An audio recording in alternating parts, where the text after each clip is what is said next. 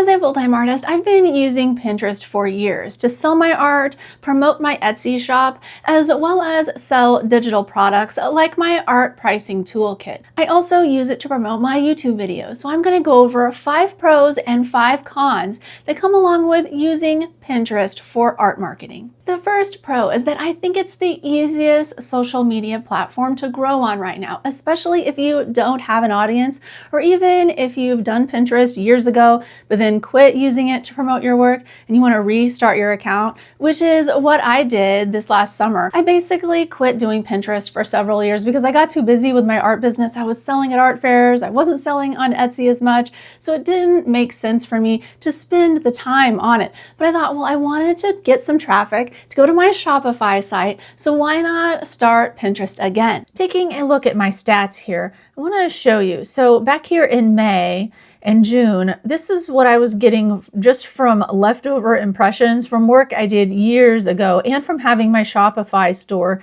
synced up with Pinterest, but I really wasn't posting anything. So then in July, I started posting and I started getting a lot more impressions right away. But the problem is impressions don't necessarily tell the whole story. This actually shows what's going on better. So I wasn't getting very much traffic at all to my website until I started posting. So I posted in July, and by August, I start getting some traffic. But then I get even more as I start posting more, and the pins that I'm using start getting really surfaced throughout Pinterest. It goes down a little bit in November and December because at this point I've quit posting, and this is just residual clicks that I'm getting on my website from the pins that I've already posted. And in comparison, whenever I'm trying to promote my work on Instagram, I will post and post and post and barely ever gain traction, it seems like. And so it was a vast difference comparing the effort that I put into Pinterest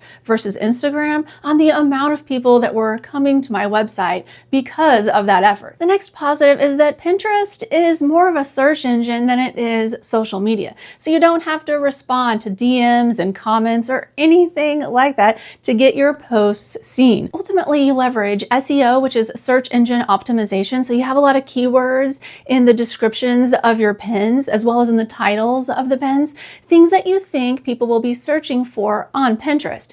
And so this way you can get a targeted traffic to see your pins. You also want to pair that SEO with a really nice looking pin, something beautiful. And this is perfectly well suited to artists because we're already creating beautiful things. We can take photos of our art and post them onto Pinterest with a little bit of designing so that the pin is formatted properly for Pinterest. Another thing I absolutely love about Pinterest is that the pins are evergreen. They last a really long time. Some data I've heard says that they last about 13 months while still getting views. So that's 13 months after you post it. When you compare that to Instagram, let's say you had a really amazing post and you kind of lucked out and 4 days later after you posted, somebody saw it. I mean, that would be really the longest time I could see something being active, unless they were specifically looking at your profile and looking through the backlog of posts that you've already created, or if you set up some sort of automation where you're reposting things. But if you're not automating it, you're just posting a standard post on Instagram, the exposure from it goes away very quickly, often in 1 or 2 days. And the evergreen nature of the posts on Pinterest makes it wonderful for long-term traffic. So this means that when you are creating all of these posts and taking the time to do this, later on, months later, you are going to be reaping the rewards from that effort. Unlike the way Instagram is, where you're just constantly on this treadmill of creating content, creating more content to get people to see it and keeping going. But Pinterest, you're also still creating content, but that content exponentially grows because people are able to see it in Pinterest when they're searching for such a length of time. The next positive aspect of Pinterest marketing is that you can promote a lot of different things from the same account. You don't have to niche down as far as you do with Instagram or even YouTube to get your content to succeed. So this means that if you want to have artwork on there that's an abstract that you're promoting, and then on the same account promote animal art or maybe a landscape, you can do that because people are searching in Pinterest for different ideas for decor decorations or gifts. So as long as the keywords and pictures that you have in your particular pin match the artwork that you're selling and then you're taking people to, then you're going to get traffic from it. It doesn't all have to be within the same niche or same style. And what I find on Instagram is if I bounce around with different styles, let's say one week I'm showing all of my abstracts, the next week I'm showing my surrealism pieces, the next week I'm showing animal art, it confuses the algorithm. And I can't get anyone to be interested in seeing my posts because most of the people who follow me for animal art only want to see animal art, and abstracts only abstracts, and vice versa. Same thing with my YouTube channel. If I post all these different things on it, like some things for teaching artists how to sell at art fairs, and then other things where I'm trying to sell my animal art, this is a complete audience mismatch, and it won't work well long term for my channel if I want to keep subscribers coming back and watching more videos. And that's why I love this aspect of Pinterest, that you can just post pretty much anything you want on there as long as the keywords and image all lines up with the website that they're taking people to. And then you're going to get people interested when they see the pin to get on your website and take a look. It's not going to penalize your account or hold you back from growing by having lots of different types of content on your account. The last positive is that static posts work really well on Pinterest. You don't have to make videos and share on there or a bunch of different photos for carousels or anything like that. You can use one static image for your pin, then have the title and the description, some tags, and you're done. I love this because from a design workflow standpoint, it's just so much easier to create a single static image than it is to create like an Instagram reel or an Instagram carousel post with multiple images. And now on to the cons. So the first negative of Pinterest kind of falls in line with how easy it is to post on there. But the thing is that looks can be a little deceiving. It is easy to create the posts. The problem is that you have to create a whole lot of posts every single day to really grow on the platform. At minimum, you need to post 3 to 5 pins every single day. But it's better if you post like 10 or 15 pins a day if you really want to catapult your growth to a new level. And you don't want to miss days. You want to do this every single day like clockwork. And for the first few weeks, if you're restarting your account or just starting your account fresh, you're going to need to post that many times a day. You're not going to get very many views and hardly any traction. You probably will only get a handful of website visits during that time. And so it can be really frustrating to create 100 pins and get absolutely nothing out of it. But if you stick with it week after week, in month 2 and 3, you will start to see your account build. So all of that considered, it's not quite as easy as you think. The next downside doesn't have to do with traffic flow that I was gaining from Pinterest, but what was actually selling. So all of the posts that I made about creating my artwork, I would hardly ever sell anything this way. Now the posts that I made selling digital products like my art pricing toolkit, I would make sales from. So I think this is because people who are searching on Pinterest are sometimes looking at home decor ideas, but they're really just looking for ideas and inspiration. Oftentimes, they're not necessarily ready to purchase, but people who are looking to learn a skill or maybe get better at pricing their art, for example, when they see my posts about my art pricing toolkit, they're like, oh, this solves my need, this solves my problem. So they click and purchase if it fits their needs. And thinking back to whenever I used Pinterest to promote my Etsy account, I never really saw a lot of sales coming from Pinterest either. Mostly I would get some traffic here and there, but not tons of sales. So I don't think this is something that is changing or has changed with Pinterest over time. But even though these are my results, it doesn't mean that it will work that way for you. You might have a lot of success with selling artwork on Pinterest. And I would love to know if any of you have had success. Please post in the comments and let us know exactly how you did it. We would love to learn from you because I would love to be able to get my Pinterest to perform better to sell artwork as well. The next downside has to do with the conversion rates, and this is where it gets really dismal.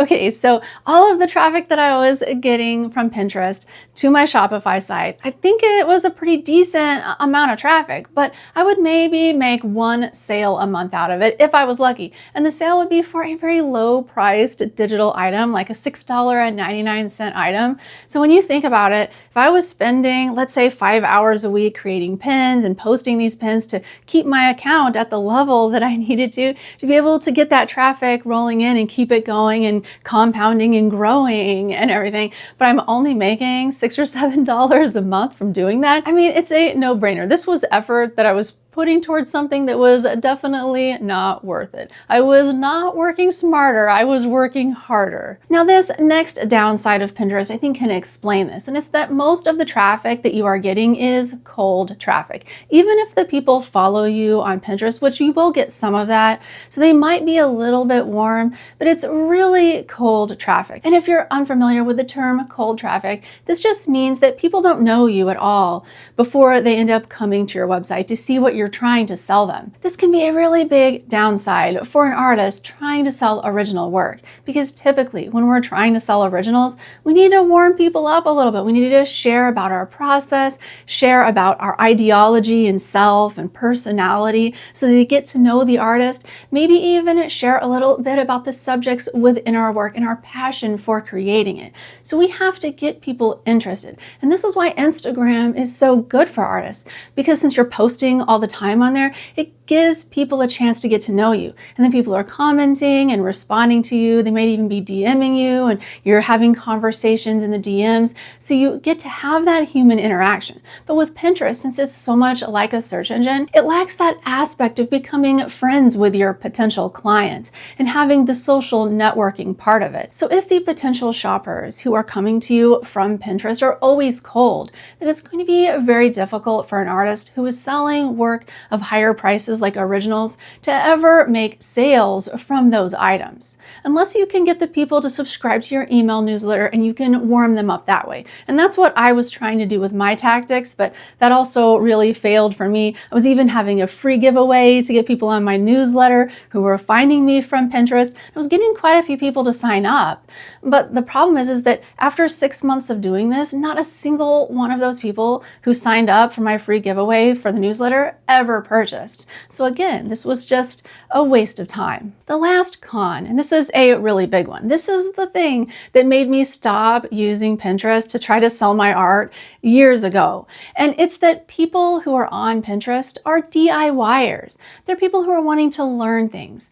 Most often, they're not people who are trying to shop for art, at least not original art. They may be shopping for gift items, but they're not shopping for artwork of any level of a price. So they might be shopping for art prints, but typically not even that. A few years back when diamond paintings started to be popular, if you're unfamiliar what diamond paintings are, basically they take a painting or an artwork that's already been made and then they use it as a template to place diamonds on top of it to create a diamond painting. At least that's my understanding of what it is. It's a lot of plagiarism if you ask me, but I had a lot of people contacting me, asking me if they could use my art as a basis for their diamond paintings or their classes on diamond paintings or their kids' painting classes, or they would just look at my work that they saw on Pinterest and then make a really badly rendered copy of it and then post a link to it that they had created this piece and they were so excited that they learned from me. Now, this is fine, I guess, if I'm creating tutorial content where I want people to learn, but what I was trying to do at the time was posting on Pinterest to drive people to my Etsy shop so that they would purchase, not so that they would copy my work. I got so fed up with this, so it's just something to keep in mind. If you're putting your artwork out there on Pinterest, it might be used as inspiration for people to create diamond paintings or any other type of art that they want to make. But same goes for Instagram. I mean, if you're posting your work on Instagram, people could be using it for that as well. So ultimately, I think it's just about how you frame that in your mind and what you feel about it. Like if you want to spend your effort for people mostly being DIYers looking at your work for inspiration, or whether you're really trying to sell your work and you only want your effort to go for those goals. All in all, Pinterest is great for traffic and it's great for evergreen content. So if these are your goals, just driving traffic to your site, then Pinterest might be a strategy for marketing your art that's worth it for you. Also, if you're selling products that are digital or courses, maybe coaching, anything like that, then Pinterest could also work well. But if your focus is to sell original art or even art prints, then I don't know if Pinterest is the best strategy. It's worth experimenting though, because you never know. It might work out for you when it did not work out for me. So it's something to think about. Next, if you'd like to learn more about selling your art using social media, I have a playlist. You can check it out here. It's a fast track to success. So if you watch these videos, it's really going to help you kickstart your social media promotion and get the sales going. All right. Thank you so much for watching. Hope this helps. See you next time.